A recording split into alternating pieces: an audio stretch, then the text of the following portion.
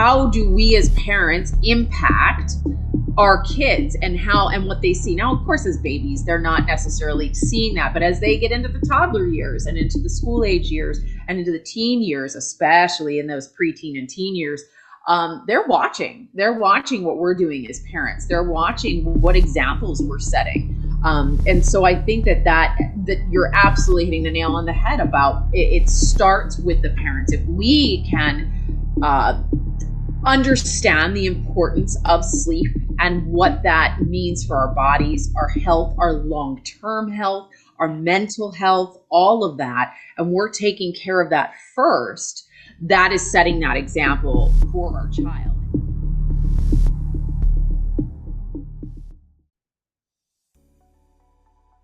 I am so excited. One, I get to meet the most beautiful woman I have ever met in such a long time. And I'm ready to introduce you to her. Her name is Missy Morrison Charko. She has such a beautiful bio. It really elevates and shines her for who she is. And when I read her bio, I want you to see the quality of work she's done, the legacy she's putting out there, not just for herself, but for her kids and family. This is a phenomenal, beautiful woman that I want you all to get to know. So let me introduce you to the most wonderful Missy Morrison Charko.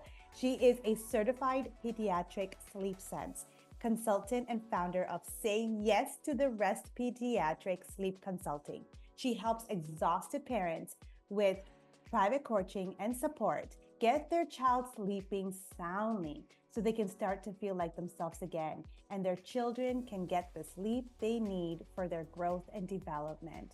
She is a mom of 2 young children who once also greatly struggled with her child's sleep and entrepreneur located in BC, Canada.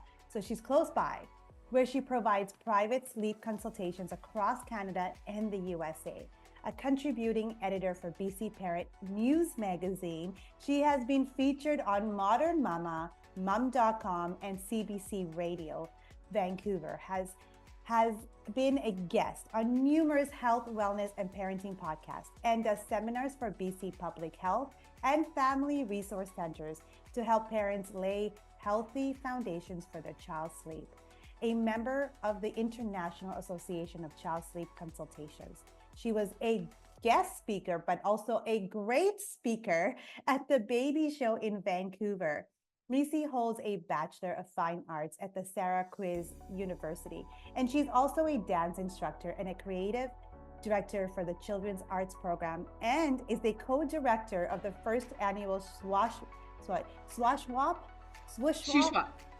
Family Expo happening this September on 2024. Wow. She has had comprehensive sleep training with the Sleep Sense program, has trained to help children with special needs with sleep, and continues to educate herself with evolving scientific sleep research, believing that every family dynamic is different. She gives the support that suits each family's unique needs. You can visit her website, which is www.sayyestotherest.com, or follow her at Say Yes to the Rest Today for more tips and information. First of all, wow, just wow. This is incredible, amazing. This is what I talk when I say you leaving your legacy for your family, for your kids, for the work you do, for everyone you're helping out. The person you are, when you look at you and you talk to you, I see a full-on aura of love, passion, gratefulness for the people you work around with. And how amazing that you're helping these families, not just for sleep, for pediatric sleep, but you go beyond to talk about these things. I'm grateful for you. So grateful. Thank you. Thank You're you for so being sweet. here. Thank you so much. I so appreciate that. You make me tear up. I want you to talk a little bit about the pediatric sleep sense, but I also want you to talk about sleep as it is. And I want you to talk about a few things about discipline. I think we all kind of need that as moms. We are all lacking in understanding how to discipline ourselves too, as well, to really take care of our bodies and our mind and how to get that proper sleep and how to be able to wake up and have a good day. It is not just hard for parents and their kids, but I think it all starts with the parents first before they're able to provide that with their kids, right? So give me an idea, when you talk and you help a parent or a family out. I would love to hear a lot more about that. But before we do any of this, we jump into all of this, I want you to introduce yourself. Tell us a little bit more about, who you are, how you started this, and we can go from there. Yeah. Absolutely. So yeah, so I like she mentioned in my like you mentioned in my bio, this journey for me started because of my daughter. When she was born, she was also colic as well. So if there's any colic moms out there that know what that's like, it's quite the struggle, and she really struggled with sleep. And I, as a first time mom, I just didn't have the knowledge that I wanted or needed and didn't know that I needed. I think that's a big thing, is that there's no book that goes home that says, here's what's going to happen, here's how to handle it, here's what to do. And after months of struggling, a friend of mine said, you need to look into a sleep consultant. And I didn't even actually know that existed. So I looked into it, did my research, and ended up hiring a woman who was fantastic and really changed our life for the better. It helped our marriage. My daughter was sleeping. All of a sudden, things just started to improve for her. Everything just got better. And I said to my husband, I said, I don't know how this woman learned how to do this. Where did this come from? But it's something that I felt a passion for. I want to help other moms and parents and caregivers in this same situation. How do I do that? So it definitely was, ignore my dog there for a minute. She's coughing in the background. So I'm a dog mom too. Once I had my son, so I have a boy and a girl. Once I had my son, it was definitely the time that I said, you know what, it's time to pursue this and find out how to become certified. And so I did. And I became certified through the Sleep Sense program. And once that part is done, once you get the certification, you have to start your business. And so that's where the entrepreneur stuff comes in, is that you actually have to learn how to build that business too. So it's been an amazing journey. I absolutely love the progress that I see families make, the dedication I see families make. I love seeing families that are willing to reach out for that help. When they can. I know it's not something that everybody can do. And that's really important to me too. And that's why I do workshops and things like that are free of charge, that people can come in and get that information, right? It's all about education. Education is so key when it comes to not only sleep, but just if you have a toddler, learning about boundaries, things like that. There's just so much that we can learn. And so that's why I love writing. I love doing my blog. I love doing podcasts, because this is how we learn. As parents, we're always learning, right? It's a constant journey for us. So I think that just education is just absolutely key. So that's how this portion of my life started. It was all because of my daughter. It's funny. We start these things because we go through them. Yes. And then after realizing how we're able to help ourselves, we feel like we want to help the world and continue to help others. And, there's a part in my life where I was like, I want to help every single person I can. But I want the listeners to know is, if this is meant for you, this is for you. If you're listening to this and you want to say, oh my God, how do I get my kids to go to sleep? Let's start talking a little bit about the parent first. And I think that is really important itself. And I think if you can do it for yourself, then you can do it for your kids. It always comes to you first, I always believe. And Absolutely. You are absolutely amazing for even getting yourself to this, doing this for others. Have you had any success rates? Absolutely. It's actually a pretty high success rate. And I love I'm going to go back and touch on just what you were just talking about. I think that the impact, and it's funny, I actually have a blog post I wrote quite a while ago, a couple of years ago, that was, how do we as parents impact our kids and what they see? Now, of course, as babies, they're not necessarily seeing that, but as they get into the toddler years and into the school age years and into the teen years, especially in those preteen and teen years, they're watching. They're watching what we're doing as parents. They're watching what examples we're setting. And so I think that you're absolutely hitting the nail on the head about it starts with the parents. If we can understand the importance of sleep and what that means for our bodies, our health, our long-term health, our mental health, all of that, and we're taking care of that first, that is setting that example for our child. And if we're doing that for ourselves, then we're also sometimes more likely to say, okay, I'm starting to work on mine, but I can't.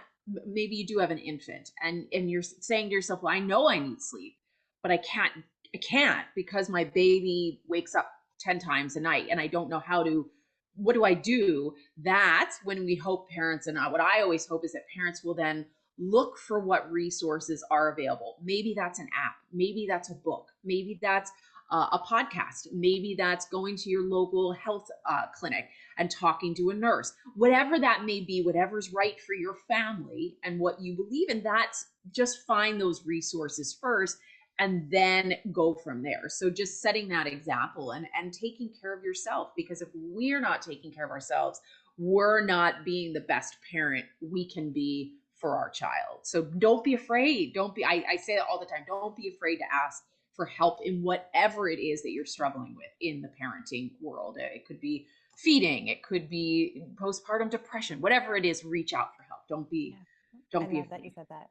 Love you. Thank you so much for saying that. Please reach out for help. Whatever it is, reach out for help, because that is the only thing that's going to get you that help that you need personally for yourself, and the uniqueness of that help come for yourself, for who you are and your family. Like you said, like everyone is different. So so please do that. One of the question is I have is a lot of moms will say, I can't sleep. I can't sleep because my baby does wake up all the time during the night. And I just can't sleep because there's just so much on my mind. There's so much going on in their mind, right? Because they're constantly doing so much for everybody, everyone. They're working, they're getting things done in the house, they're taking care of the baby, they're feeding the baby, they're changing the baby, and then it's bedtime. And by the time the baby goes to sleep, they're so exhausted that they cannot fall asleep. And now the baby's constantly waking up during the night, and they're just over drained.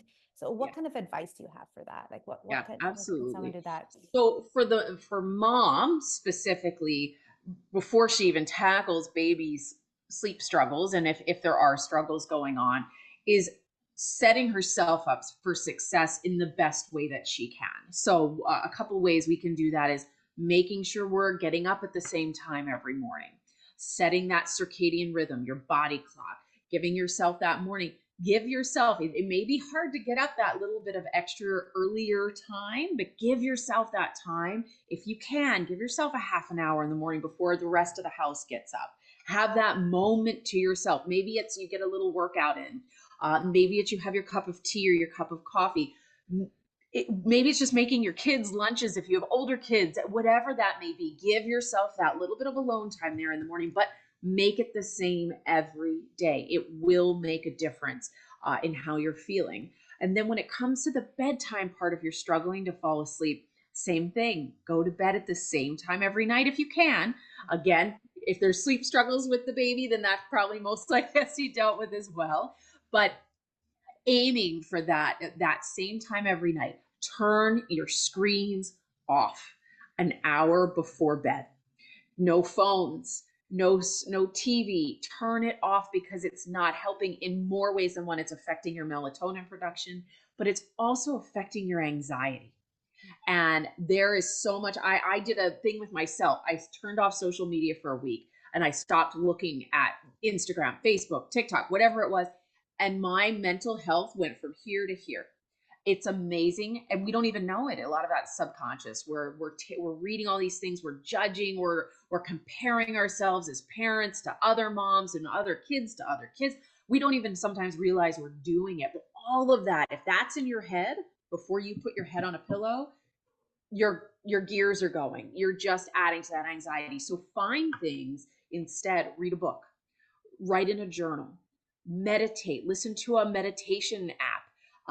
Listen to soft music. Dim the lights in your room. Set yourself up for success. Your body and your brain, just like you'll hear me talk about routines with your baby and your toddler, and you'll hear me say constantly, it's cueing their brain and body for bedtime. There is no difference between you doing that for yourself and doing it for your child. It's the same thing. We have to take it down a couple notches before we go to bed. But turn off the screens. Even I sometimes don't take my own advice, but I also see the repercussions of that when I don't take my own advice on that, and stick to a routine. Get up at the same time, go to bed at the same time. Get up even in the summer, Yeah, yes, even when it's yes, even yeah. when it's summertime. And I think it's hard to. I know some people listening might say, oh, but we have activities. The kids want to stay up later. It's light out later. All of that.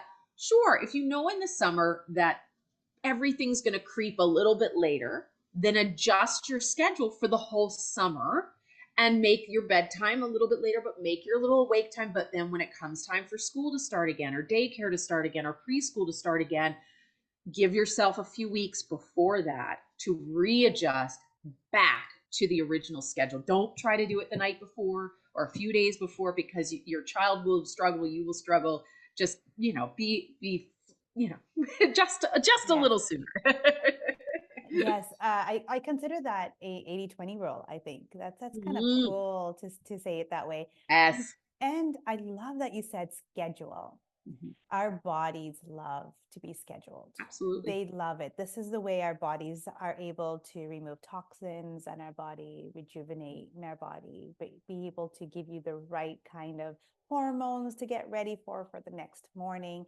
And that's how your day-to-day life goes. And that's how you're going to feel when you wake up. Because if you feel groggy or tired or exhausted the next morning, it's because you didn't have enough sleep, probably, or you've overslept and your Yes. sleep patterns are all over the place, right? That's a big one people don't realize, is just hitting that snooze button a couple of times can completely throw your day.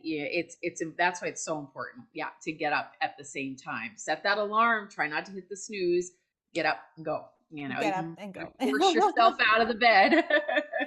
I love that. It is so important to, and I love that you said, soft music, remove the blue screen, the TV, the cell phone for 1 hour before bedtime. So well said. They're so addictive. They're so bad for your eyes at night. They really, I think they really get to your brain. The chemistry changes when you're on your phone. You can't Absolutely. get off for some reason. It's like a steroid in your hand, Oh yes, it is. Getting off that. I love that you said that. Okay, so another question for you. I love this. Okay, so I'm personally having a lot of a hard time, especially when it comes to summertime, because like you said, and I love how you said that, maybe change the schedule a little bit in the summertime with your kids so that you could still go to sleep at the right time, wake up at a different timing with their kids, even though if it gets a little bit later, you can just adjust it, but go to sleep at the same time. So my biggest thing for you is, so we're looking at the 80-20 rule here, right? So out of the 80-20 rule, I'm having an issue because yes, when they're at school, I wake up, my sleeping time is at 10 and I wake up at 6 in the morning. And when I wake up at 6 a.m., I'm able to do my workout. I'm able to get my, I do just a really nice 20-minute workout, 30 minutes the max. And I'm still able to go and do their lunch for them, get their breakfast ready, and then I go and wake them up. And I'm in such a good mood when I do that for myself and for them. And our morning goes so beautifully, flows nicely because they get ready, they come downstairs, their breakfast is ready, their lunch is ready. They don't have to do anything. It's all done. And then we're out the door. In the summer, they're home. I don't really That have they to wake up are. so early. Yeah, so I'm like, okay, so I don't have to wake up so early. Just this thing in my body just says, no, you don't have to wake up so early. Why are you waking up so early now? Sleep in. And there are days where I go to sleep at 12. There are days that I go to sleep at 11. There's wake up at 7, wake up at 8, wake up at 9. I don't know. I don't have a schedule. And I think it does create a lot of stress on my body. I've noticed that one. Two, I get exhausted. I'm not okay during the day sometimes. My energy lacks. I'm lacking my energy too as well. So give us some ideas on discipline. How can Mhm. you continue to discipline yourself even in the summer? Though you said you can change your time a little bit, I Yeah. would love to know some ideas of discipline. Like how can you do that for yourself where you can still go to sleep at a decent time and wake up at a decent time? How do you get that why? Why are you doing this for yourself? Like how Mhm. important is it to you? And I think it's important for a lot of mothers to listen to that because I'm a stay-home mom, of course. So for me, it's Mhm. easier to, to talk about this stuff. There's others that are going to work every single day, so they're a little bit more easier. But then they're also still having struggles to go to sleep early because their kids are awake, and then they can't go to sleep on time. So give us some ideas, in different ideas for other mothers to kind of look at too, what they can do by going to sleep early and waking up at a certain time and still Mhm. having a great, energetic day that they can Absolutely. have. Yeah, Yeah. love that. I think that, and I think it's a we'll touch on first the why. I think that is important. Is the why is that discipline so important? And I think you listed so many of the reasons of why parents and moms especially should do it. You're exhausted during the day. You don't Mm, feel yourself. You've got that we all have that circadian dip during the yeah. afternoon, but you're going to crash a little bit harder. You're going to feel that a little bit more. You're going to be more irritable. You're not going to want to partake in as many fun activities with the kids. Things like that are all the reasons behind it. Plus, again, those health benefits, right? The long term. So many people don't realize the long term effects of sleep deprivation. It is not as it's getting. It's better. It's out there more and more, but there used to be that mentality of sleep is for the weak kind of thing, and that's such a Yeah. it's not true. But I think that's the why is if to be the best parent you want to be and to be the best version of yourself, that should be the driving force behind it. The ways that we can do that as moms, and for myself, I'll use myself as an example, is is actually just holding myself accountable and saying, you know what, yes, I'd love to sit up and binge watch this show for until 11 o'clock or something, but I know how that's going to feel the next day. And so having that willpower to say, nope, it's 9:30, that TV's off now, so that I can be asleep by 10:30 or 10:15 and get that solid 8 hours that I know my body needs, or else I'm going to feel run down the next day. Yeah. Writing things down. I find that if we have a chart, if we have routine charts, things like that, visualization, it works not only with my toddlers and clients and whatnot, but it works for parents too. Having that, and in the summer it's hard because, again, you mentioned the kids are home, right? Structure kind of just goes out the window. Mhm. Don't let it. Create structure for your family. You can still have fun. Like, you can still be, you could have a day at the beach or day at the pool or a day at the park, wherever you're going.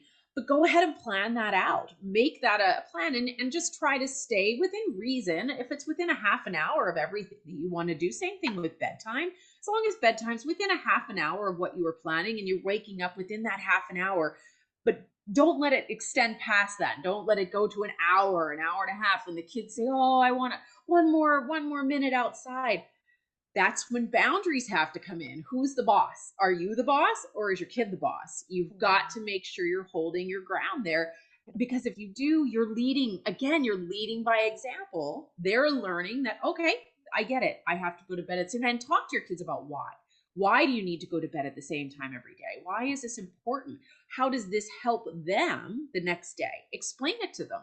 They need to know. It's just like teaching them anything else. They need to know why sleep hygiene is so important. But if you're not leading by that example, so make that effort for yourself. And sure, is there going to be that day here and there where you Yeah. accidentally sleep in, or the kids? Well, I'll give you a perfect example. I went camping this past week as a sleep consultant. I was very worried because I didn't know what was going to happen with my kids. My kids are on a very set schedule, and that works for us. And we go to bed at the same time. We get up at the same time. When we camped, they went to bed a bit later than I would have liked, but that was within that 80-20, right? That was Yeah. that Yeah. 20%. Within reason, they had a blast. When we got home, we got right back to our regular schedule. It took a few days for them to Mhm. readjust again, and now they're fine. But you do that 80-20, enjoy yourself, have fun, live life, but try to stick to that routine as best you can 80% of the time, because when school does come back around, things will be so much easier to adjust for your kid and for you too. Yeah, I love that you said that. Oh my God. It feels like I'm going to get off this call right now and I'm going to do a schedule and I'm going to sit down with my kids. Oh my God. Like, what an amazing way of doing that. I was like, yes, a schedule, a schedule. And I'm all about schedules. Like, I Yeah, love that in my home, especially when it comes to dinners. We sit down and I do a schedule once a week on I what love we're going to that. have, right? Yes, that's exactly, visualization makes a huge impact. And it's also a skill you're teaching Yes. your kids. And Yes. there's just like for all of my any client that I work with from age 2 and up, we create a morning routine chart and a bedtime routine chart for them. And those are pictures. If they're at an age where they can read, we have the words there too, so they can start to read it as well. And that goes on their wall. And then they at bedtime, this helps with like bedtime battles, bedtime struggles. They can go and say, "Oh, it's time to brush my teeth. It's time to go to the bathroom," right? Whatever that routine is. And it's the same, so key, consistency all every night. Same routine. Same thing with the morning routine. Have it up on their wall. They get up and then they can get up, especially if they're in the older years. Like my children are now, mine just turned 8, just 2 days ago. And my other one is 5. And so they get up and they know their routine. It's on their wall and they go, they brush their teeth, they get dressed for school, come up, right? They do their thing every day, and boy, does it make things run smoothly.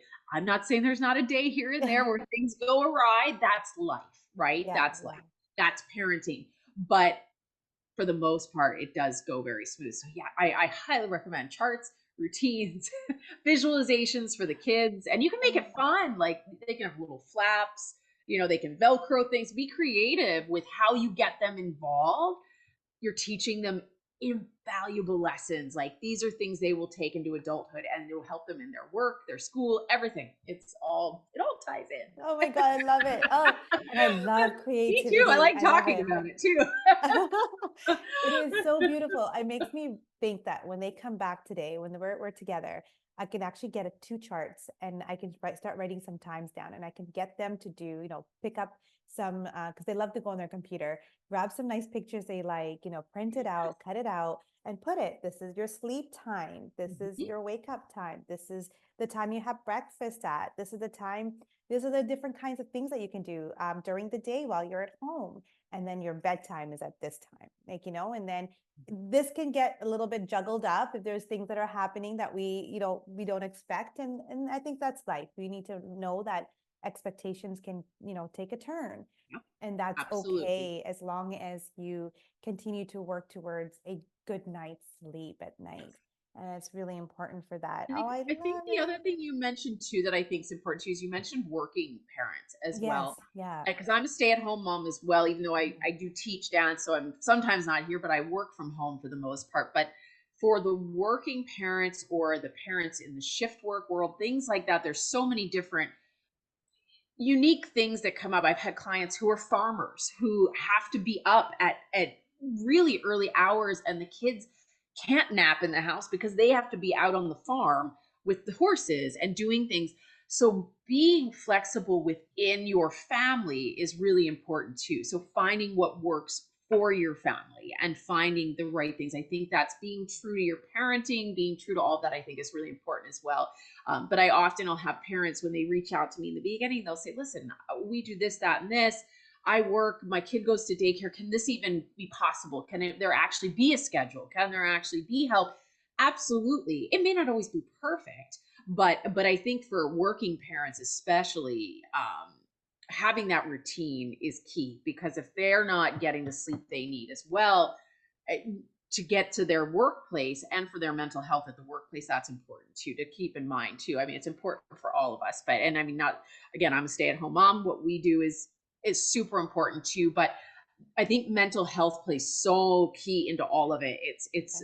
the effects of sleep deprivation, and I'm actually doing another certification course right now and learning even more about maternal before in pre and in our pregnancy, how important maternal sleep health is there. And I actually didn't even know the extent until very recently. And that's something now that I'm like, wow, this needs to be broadcast to the world, how important it is when we're pregnant to get adequate sleep as well. So that's another key thing too. If you've got any moms listening that are expecting or think they're going to, start a family, it starts early. It starts with yourself, like you said in the Yeah. beginning. It starts with Yeah. yourself. I think everything has to start with yourself first. You do it for yourself and then you can do it for others. It's like, I remember Wayne Dyer used to say, you can't give away oranges unless you have your oranges with you. So have Yeah. the oranges, Mhm. have all the schedules, do it for yourself, see how it works. And then you can go and provide it to others, especially your kids. And they're watching you. They're definitely They watching are. you. Yep. Yeah. They watch And everything. I love that you said all of this. It makes me feel so good to know how important schedule is, not just for your health, your mind, your body, but it's also so good for your mental health. And that comes down to your spiritual life too, as well. Mhm. It's all together. And I think a balance is what we need in life. And we're forgetting that. And one of the biggest lessons I've learned in life is enjoy life. Yes. Enjoy every Mhm. bit of life Yes. because, you know, we're not here for so long. So if you can take care of your body, your mind, and take care of who you are, you will age gracefully. Mhm. You will wake up to every single day, waking up with blessings and gratitude. And those cannot come unless you have a good sleep, unless Yeah. you have, good nutrition in your body, unless you are mentally aware of what's going on around you. And those are those mindful things that you need to do. And these come with practice. And every single Yes. day, I always say, take small steps. Like you said, start 30 minutes, maybe start 5 minutes earlier, and then constantly once a week, do 5 minutes. And then the next week, do 10 minutes, and then continue on, Do a it in little bit small closer increments. later. Yeah. Absolutely. Mhm. And I love that you said that because these are so important for every single person out there. Your family's different. Every family has their timings. People wake up at different times. Some of them are working, some of them are not working. Kids are all different ages. You're pregnant, sleep is so important. And these are great lessons to learn. And I'm so incredibly grateful to have you here today because I needed this information today personally. Because I'm learning that summer comes around and here I am. I haven't worked out in 3 weeks. I'm like, what is wrong with me? Like, I need to get back to that. And these are the messages I'm getting every single day. I'm listening to, like, discipline, do it for yourself, write Yeah. it out. And again, though I But do need, also give yourself that grace too, right? yeah, I think that's important too, is just giving yourself that grace as well when you need to, is just honoring that, right? When we have those, yeah, and when you feel that overwhelm feeling kind of take over, take 5 minutes for yourself. Let the baby be wherever it's in a safe place. Go, it's okay. You don't have to be standing, give yourself that moment, take that break. If it's in the bathroom for 5 minutes, go in the yeah, bathroom and lock the door for 5 minutes and take that moment. But yeah, giving yourself that grace while also working, like you said, taking baby steps, working towards your goals of what kind of routine do you want, what kind of sleep do you need, all of that, because again, we're all unique. It's everybody. Some people need 7 hours, some people need 9 hours, some people find out what that, test yourself, see what works for you and how you feel the next day. Keep a sleep log. That's another really great okay, suggestion I have for parents, not only for themselves but for their kids as well. Jot down when you went to sleep, when did you wake up, how did you feel that day, and that will then, after a week or so, you'll start to say, oh, look, when I went to bed at 11 and got up at 6, wasn't my best day, but when I went to bed at 10 and got up at 6, I felt a lot better. Same thing with your child. That's how you can start to see their patterns. And when does your baby struggle the most to fall asleep at night? It could be that you might be in their forbidden time zone there, where their sleep pressure is just not there yet, or they've had a later nap. So you need to make sure you're following those awake windows. But if you jot that down, you'll start to see those patterns and you can help adjust scheduling there as well. So that's another charting. I like I love charts. it. Love it. Uh, so both my kids are very different. One can go to sleep by 8:30. She's passed out and she wakes up at around 7:30, and she's beautiful. She's perfect. The other one, on the other hand, will still go to sleep at 8. Lights are out by like 8:30. She doesn't fall asleep till 10. And by the time she falls asleep at 10:30, finally, then she wakes up at 7:30 in the morning when it's a school. This is a school time for sure. But I wonder, maybe it's because she has too much on her mind.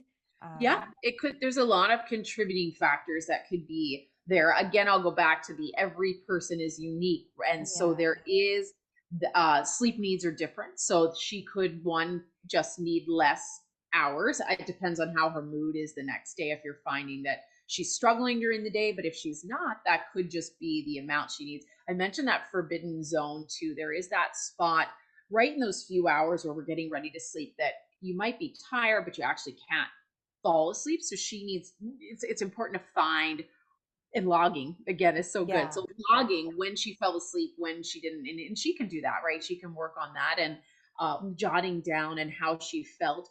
But a big thing too, especially, how old is she?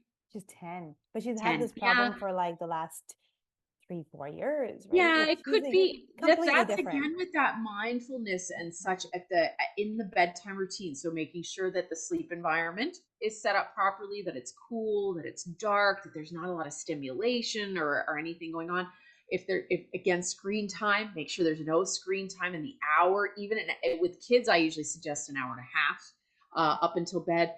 Could be something that she's eating to make sure there's no extra sugars, caffeine, anything like that within that hour prior to bed that you may not even realize. She could be having a quick snack that you might not even think it has excess sugar or something in it, but it does. And she may not know that. So checking the diet, what we're eating, and then having a routine, especially at that age, getting her into a consistent routine so that, again, her body, her brain is ready.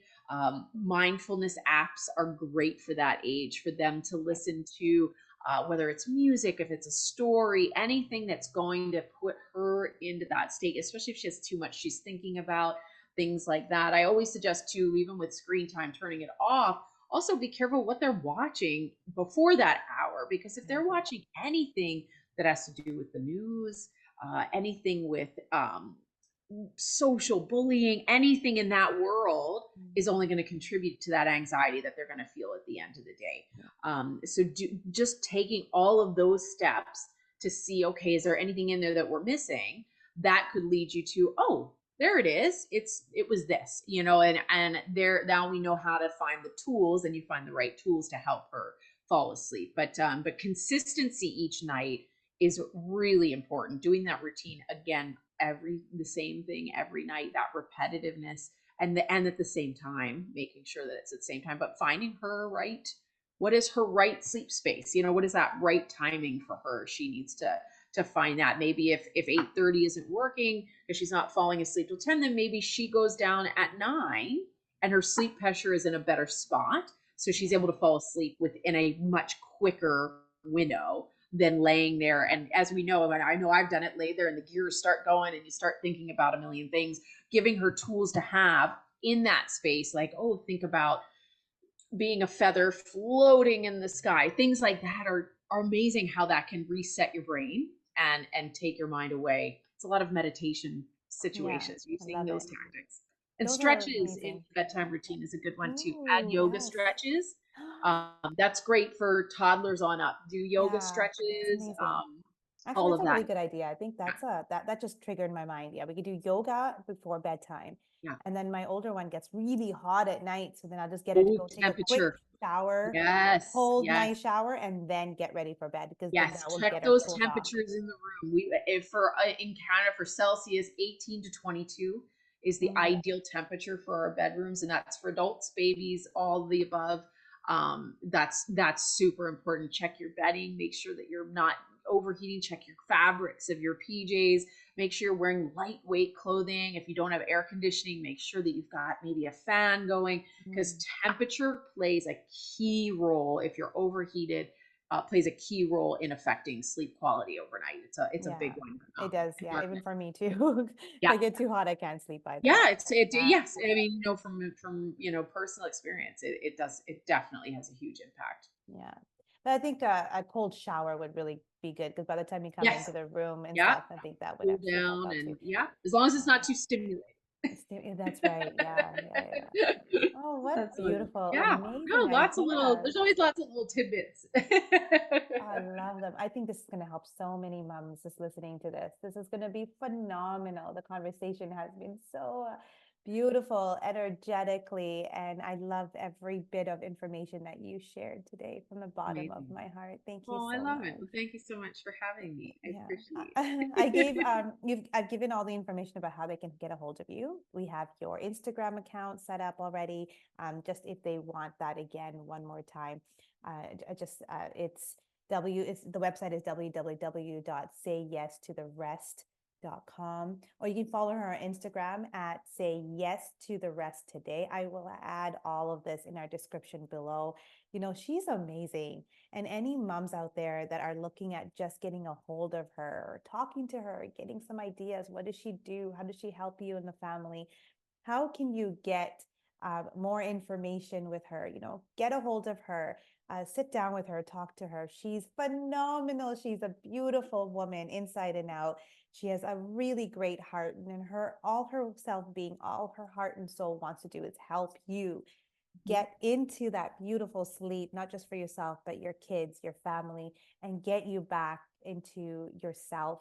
And I think this is not only going to help you and your family and your kids, it's going to help you in your relationship too. It's going Yes. to help a lot. And I think it can help you with your digestive issues if you're having issues with that, because sleep will help with hormonal issues. It'll help with constipation too. I guarantee you it'll help with you so many beautiful things that you don't know that it can trigger in your body.